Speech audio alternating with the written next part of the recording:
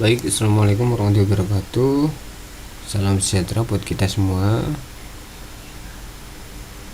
Pada materi kali ini saya akan berbagi tentang dashboard atau tampilan dari modem atau apa ya, DP ini apa namanya,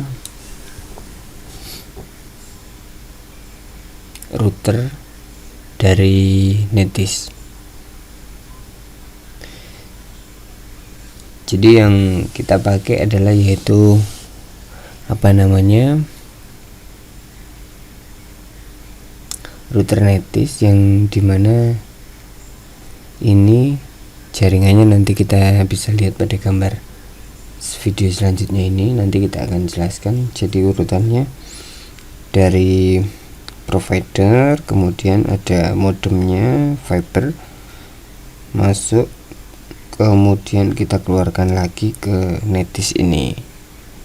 Jadi nanti dari situ kita akan mulai belajar tentang pengenalan dashboard atau tampilan untuk melakukan penyetingannya. Nah, pada bagian basicnya tampilannya seperti ini. Jadi teman-teman bisa akses di IP statiknya masing-masing sesuai yang sudah disetting. Kemudian dari sini juga ada apa namanya, untuk pemberian nama wirelessnya dan juga passwordnya.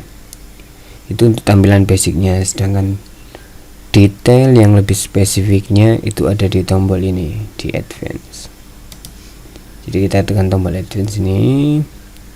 Kemudian di sini akan muncul detailnya yang lebih banyak. Jadi di sini ada sebelah kiri ini navigasinya. Kemudian untuk sebelah kanan atau kolom ini merupakan informasi yang diberikan dari apa yang sedang kita setting atau IP-nya yang lebih detail lagi. Oke. Jadi di menu network itu berisi tentang pengaturan dari IP atau server internet kita yang sudah kita masukkan. Tiap provider pasti beda-beda atau tiap operator beda-beda, teman-teman bisa sesuaikan dengan kebutuhannya.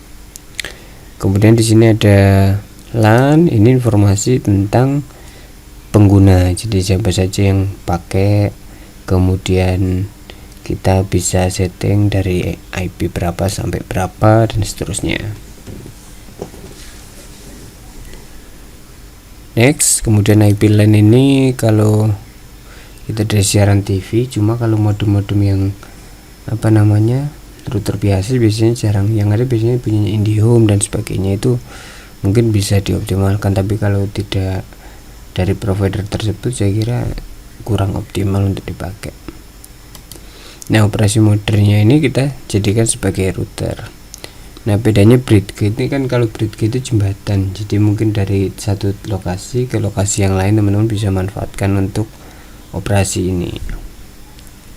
Lanjut ke wireless, ini tentang pemberian namanya. Jadi teman-teman bisa matikan wifi nya atau dihidupkan, kemudian memberi namanya apa, kemudian passwordnya. Lanjut ke klien. Nah, ini yang user yang sedang pakai wifi kita, sudah muncul juga di sini, ada 5 user. Kemudian kalau multiple ini teman-teman bisa buat banyak nama SSID nya atau access point nya. Jadi ini muat sampai 3 nama, jadi bisa diberi 3 sampai pengaturan nama seperti itu. Nah, bandwidth, jadi ini bandwidth control untuk mengatur kecepatan internet yang diakses oleh user kita. Jadi mulai dari user 1 misalnya kita kasih 1 MB, user 2 kita kasih 1 MB juga, user 3 kita kasih setengah megabyte juga bisa kita atur di sini. Caranya cukup mudah, yaitu cukup dimasukkan IP-nya. Nah, nanti kita akan bahas bagaimana IP-nya ini tidak bisa berganti-ganti, sehingga nanti kedepannya IP yang kita limit tadi tidak berpindah ke user lain. Oke. Forwarding ini menurut saya tidak terlalu penting, jarang dipakai juga sih. Lanjut ke akses kontrol. Ini untuk memberikan batasan akses, jadi bisa kita izinkan dan tidak kita izinkan tergantung dari pengaturan yang kita tentukan. Nah, domain filtering ini juga memberikan batasan domain atau yang sudah kita izinkan atau tidak. Mungkin untuk situs-situs yang nakal, teman-teman bisa blokir di sini. DNS jarang kita pakai juga, kita skip aja. Kemudian di sini VPN, port dan sebagainya juga sama.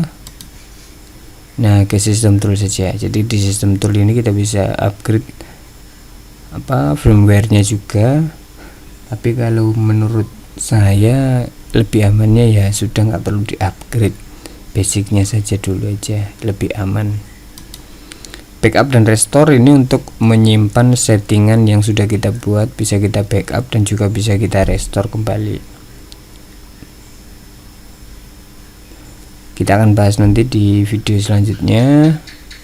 Kemudian diagnosis ini untuk mengecek koneksinya, remote dan sebagainya. Saya kira sudah basic, ini juga tidak terlalu penting. Kalau jam sini sudah otomatis. Statistik ini penggunaannya, detailnya. Sistem restart. Jadi sistem restart ini ketika kita ingin melakukan reboot tapi tanpa menekan tombol, kita tekan tombol restart. Nah, schedule juga bisa kita buat, misalnya hari Senin jam 7 maka wifi nya akan restart, itu juga bisa. Nah, kegunaan dari merestart atau menyalakan kembali router itu adalah untuk mengurangi terjadinya crash atau pembagian IP yang banyak, sehingga modemnya juga cepat panas atau routernya cepat panas. Nah, itu juga perlu kita fungsikan. Mungkin bisa seminggu sekali, kalau usernya terlalu banyak ya bisa seminggu 2 kali dan sebagainya. Nah, ini kalau reset, jadi kalau kita mau reset kembali ke settingan pabrik, itu kita bisa lakukan juga di sini.